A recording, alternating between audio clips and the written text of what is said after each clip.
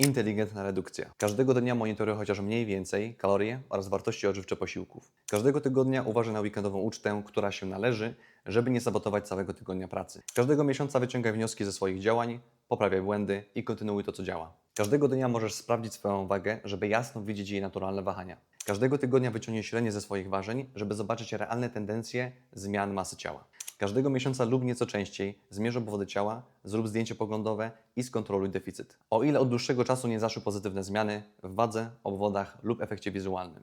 Każdego dnia pamiętaj, że to Ty kontrolujesz swoje posiłki. Nawet jeśli jeden nie pójdzie zgodnie z planem, zawsze masz jeszcze 2 lub 3, żeby to skorygować.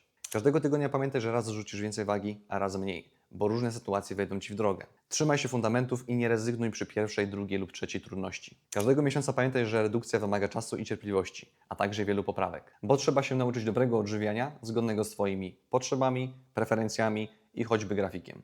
Po więcej zaobserwuj.